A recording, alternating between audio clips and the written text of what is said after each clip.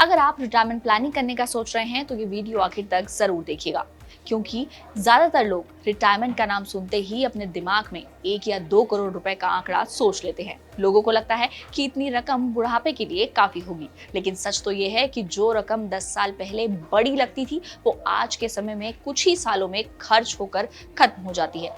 तो अगर आप आज से 15 से 20 साल बाद रिटायर होने वाले हैं या उसकी योजना बना रहे हैं तो पुरानी कैलकुलेशन आपके लिए बड़ी भूल साबित हो सकती है। वित्तीय सलाहकारों के अनुसार बढ़ती महंगाई और लॉन्ग लाइफ एक्सपेक्टेंसी की वजह से अब 60 की उम्र में सुखद रिटायरमेंट के लिए जीवन शैली के हिसाब से 3 करोड़ से लेकर 70 करोड़ तक के फंड की जरूरत पड़ सकती है। जी हाँ, सही सुना आपने। अब आप सोच रहे होंगे कि पहले के कैलकुलेशन अब फेल क्यों होने लगे हैं। तो रिटायरमेंट प्लानिंग के गणित को बिगाड़ने वाले 2 सबसे बड़े कारण महंगाई और लंबी उम्र है। जो लाइफस्टाइल आज 1 लाख रुपए प्रति महीने में मेंटेन होता है, वही लाइफस्टाइल 20 साल बाद 7% महंगाई की दर के हिसाब से कई गुना महंगा हो जाएगा। यानी कि डिजर्व के को फाउंडर संदीप जेठवानी के अनुसार लोग औसतन 75 साल की उम्र मानकर कैलकुलेशन करते हैं, जो बेहद ही खतरनाक है। मेडिकल सुविधाओं के चलते आज के 40 साल के युवा आसानी से 90 या 100 साल तक जी सकते हैं। ऐसे में 60 के बाद कम से कम 30 से 40 सालों के लिए फंड की जरूरत होगी। ऐसे में आजकल काफी लोग अर्ली रिटायरमेंट के बारे में भी बातें करते हैं, लेकिन रिटायर अर्ली का जो फॉर्मूला विदेशों में काम करता है वो भारत में उतना कारगर नहीं नजर आता।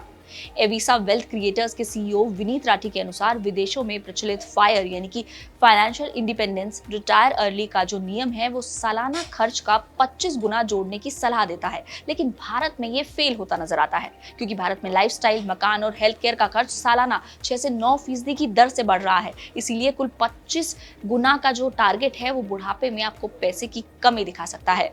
बताते चले कि रिटायरमेंट फंड बनाते समय इस बात का तो नजरअंदाज नहीं करना चाहिए कि भारतीय शेयर बाजार ने पिछले 20 सालों में जो रिटर्न दिया है, ऐसा जरूरी नहीं कि आने वाले 20 सालों में भी वो वैसा ही रिटर्न दे।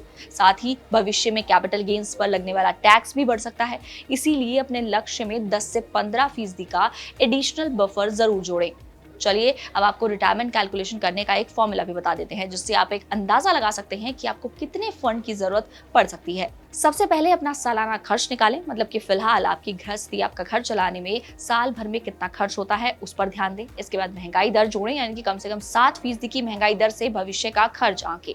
इसके साथ ही 90 साल की उम्र तक का अनुमान लगाएं, यानी कि औसतन 30 साल के रिटायरमेंट की जीवन की योजना बनाकर रखें और हेल्थ इमरजेंसी का बफर भी रखें।